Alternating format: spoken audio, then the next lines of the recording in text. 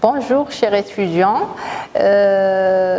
concernant le module d'organisation judiciaire du Royaume, cette séance sera consacrée au fonctionnement des tribunaux de première instance. Il convient de constater que les tribunaux de première instance peuvent siéger à juge unique ou encore en formation collégiale selon les cas. La présence du représentant du ministère public, elle est obligatoire, mais dans certains cas. En plus, le président du tribunal de première instance se trouve doté de plusieurs compétences. Commençons par la formation des audiences. En principe, les tribunaux de première instance siègent à juge unique avec l'assistance d'un greffier. Le fondement juridique ici, on a l'article 4 de la loi 34-10.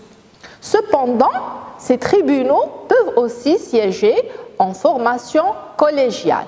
Et qu'est-ce que ça signifie formation collégiale? C'est-à-dire en présence de 3 juges, dont un président avec l'assistance d'un greffier, sous réserve des compétences dévolues, bien sûr, au président du tribunal de première instance en vertu des textes particuliers. Ces tribunaux siègent en présence de 3 juges avec l'assistance d'un greffier dans les matières suivantes ou dans les actions suivantes. Tout d'abord, on a les actions du statut personnel et de succession, excepté les affaires de la pension alimentaire. Donc, les affaires de pension alimentaire, on est en présence d'un juge unique assisté d'un greffier. Deuxièmement, les actions immobilières de droit réel et mixte. Troisièmement, les actions de conflit de travail. Et enfin, on a les délits sanctionnés par une peine d'emprisonnement supérieure à 2 ans et dont la compétence est dévolue par le Code de procédure pénale au tribunal de première instance. Donc, à ces cas, on a l'article 5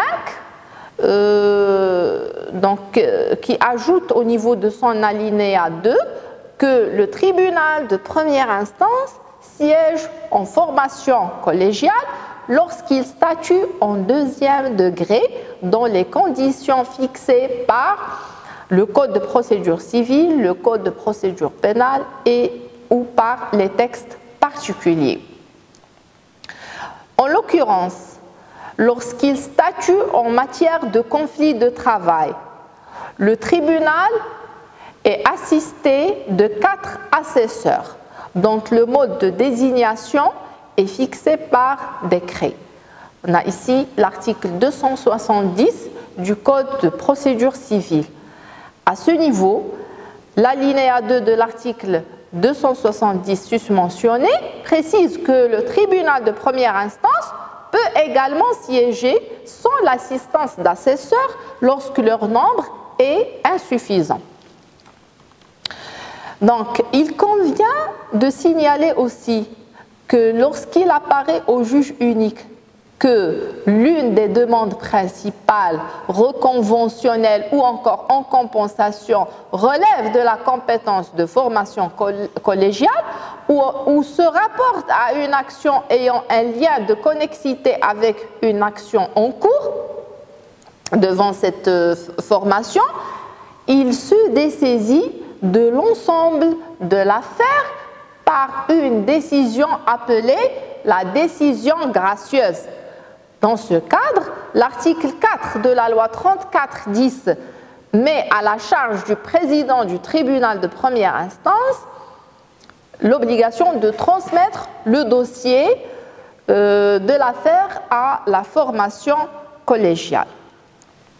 Maintenant, pour ce qui concerne la procédure devant les tribunaux de première instance.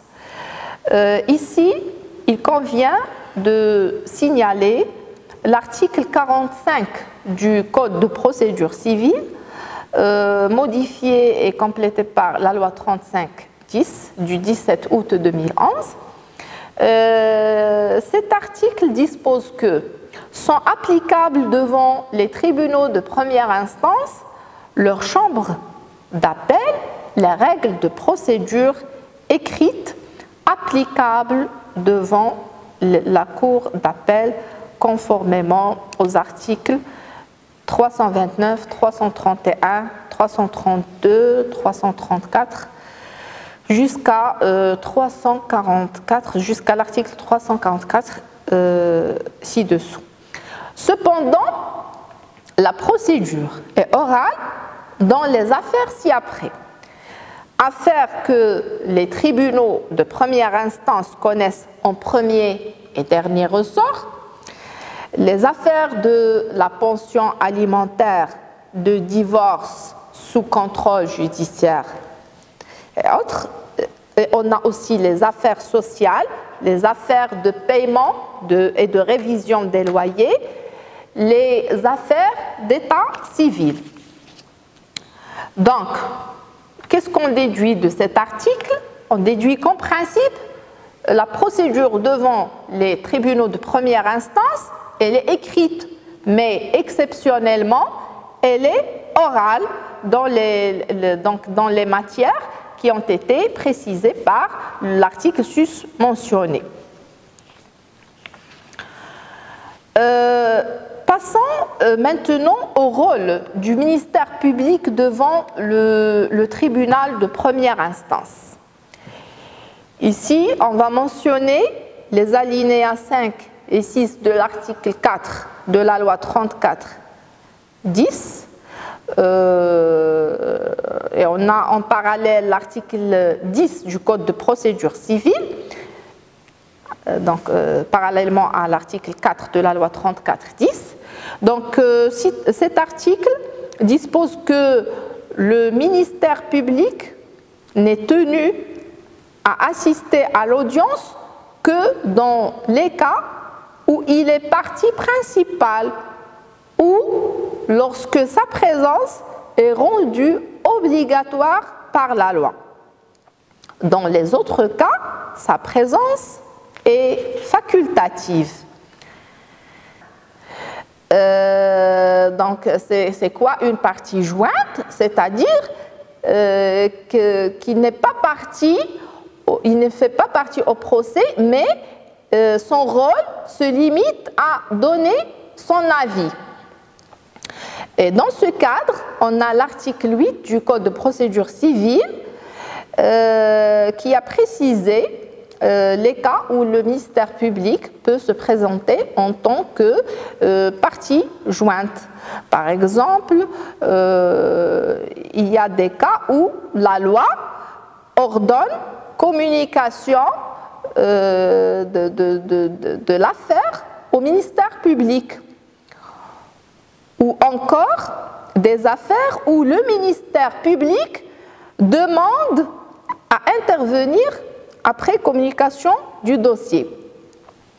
Ou encore, il y a des cas où la procédure lui a été communiquée d'office par le juge. Donc, le rôle du ministère public,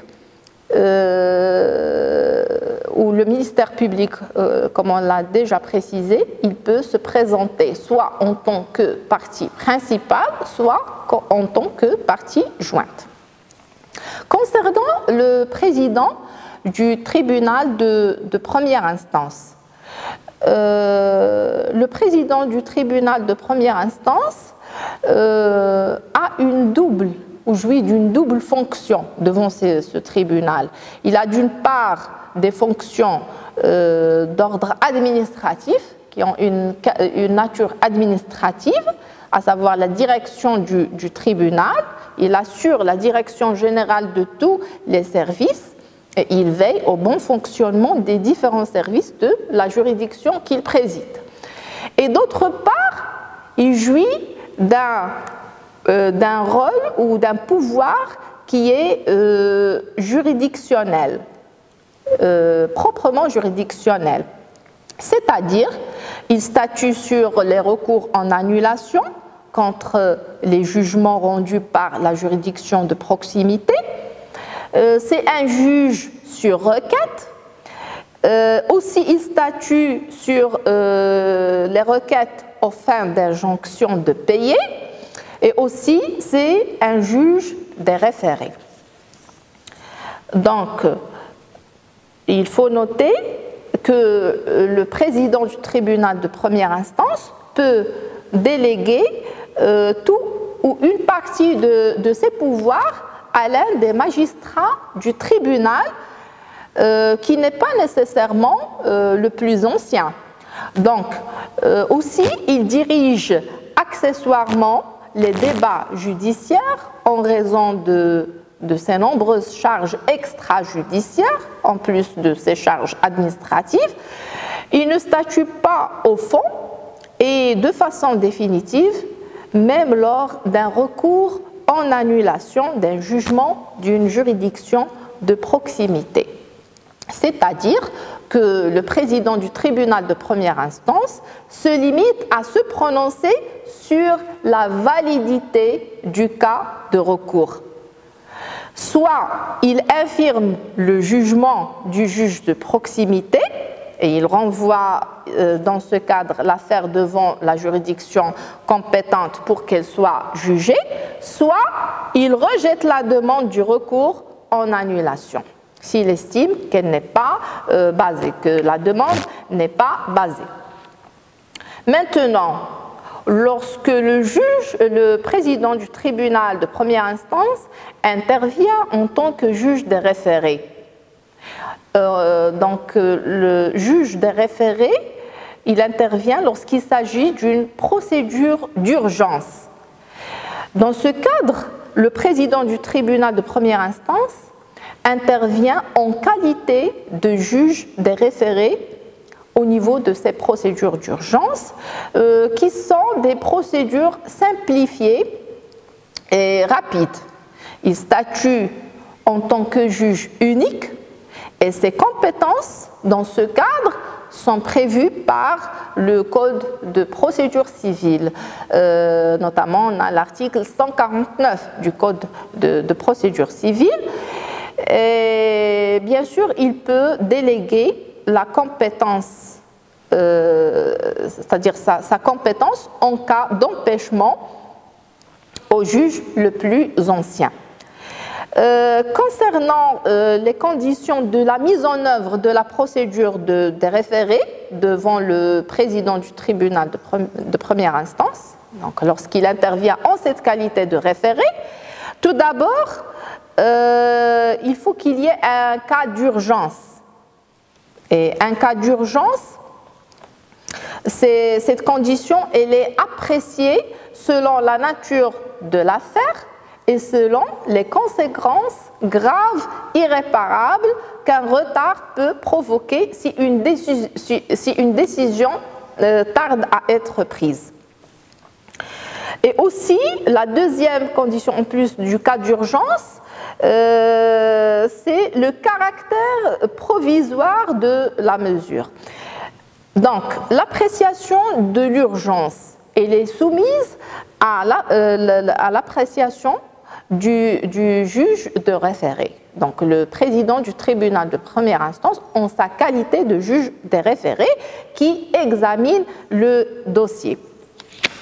Et le résultat éventuel de l'examen, il peut se manifester dans deux cas. Soit que le juge des référés décide qu'il n'y a pas lieu d'urgence, et dans ce cadre, il se déclare incompétent. Et bien sûr, sa décision, elle est susceptible d'être mise ou d'être soumise, à l'appel, c'est-à-dire au contrôle de la cour d'appel. Le deuxième cas, si l'urgence est retenue par le juge des référés, dans ce cadre, il rend une ordonnance de référé, et cette ordonnance ne doit pas porter atteinte, bien sûr, au fond du droit, c'est-à-dire elle ne doit pas traiter le fond du litige. On a le fondement juridique ici, l'article 152 du Code de procédure civile. La prise de décision et le débat contradictoire concernant cet axe, on peut dire qu'en principe, le juge prend sa décision dans le cadre d'un débat contradictoire, c'est-à-dire qu'il convoque les parties à l'audience, sauf exception. Il y a des cas d'exception, si par exemple il y a cas d'une extrême urgence. Dans ce cadre, le juge ne convoque pas le défendeur. Ça, c'est tout ce qui concerne les conditions de fond liées à la mise en œuvre de la procédure de référé. Par ailleurs, il existe aussi des conditions de forme liées à cette procédure.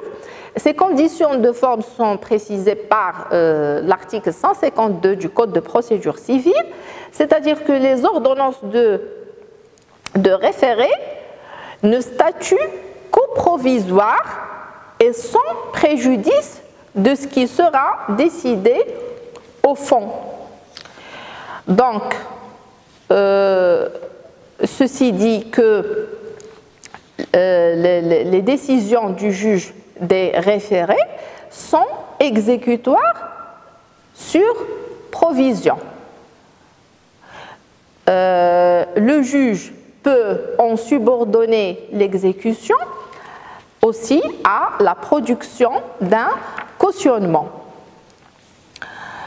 Le juge des référés, dans ce cadre, peut prendre toute mesure qui ne se heurte pas au fond de la contestation.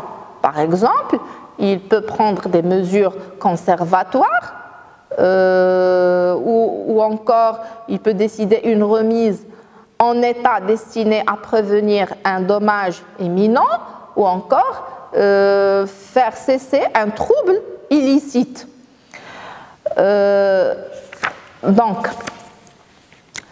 Concernant l'exécution des décisions du juge des référés. Donc, l'exécution, elle se fait sur minute. On a ici l'alinéa 2 de l'article 153, c'est-à-dire le juge qui a rendu la décision rédige et signe une brève décision qui est remise immédiatement à l'agent d'exécution. Celui-ci peut mettre en œuvre la mesure d'exécution sans se soumettre aux formalités habituelles qu'exige l'exécution d'un jugement ordinaire, c'est-à-dire l'enregistrement, la notification, la position de la formule exécutoire. Aussi, on peut dire que l'exécution des décisions des juges des référés sont des exécutions sur provision. On a le fondement ici, l'alinéa 1 de l'article 153, l'article 153 du Code de procédure civile. Donc, les ordonnances sur référé sont exécutoires sur provision et le juge peut cependant subordonner l'exécution à la production d'un cautionnement. Maintenant, on peut s'interroger sur les voies de recours susceptibles à l'égard de la décision du juge des référés. Dans ce cadre, il convient de signaler qu'il y a une possibilité de recours en appel, mais dans un délai de 15 jours à compter de la date de la notification de l'ordonnance prononcée par le juge des référés. Et aussi, dans ce cadre, l'appel il doit être jugé d'urgence. Donc il y a le cas d'urgence dans toutes les phases. Donc, il convient de signaler aussi qu'inversement aux magistrats du tribunal de première instance, qui ne sont pas des juges spécialisés, comme d'ailleurs en appel, car ils connaissent fréquemment des mutations ou des changements de service dans un même tribunal ou d'une juridiction à une autre. Donc il n'existe pas, par exemple, un juge spécialisé en loyer, matière des loyers, ou juge d'immatriculation immobilière, par exemple, mais il existe par force de loi un juge des référés selon les dispositions de l'article 149 du Code de procédure civile. Donc, un juge administratif ou un juge de commerce dont la spécialité est prévue par des textes de loi. Pour dire que le domaine d'intervention du juge des référés, c'est un domaine qui est bien précisé par le législateur.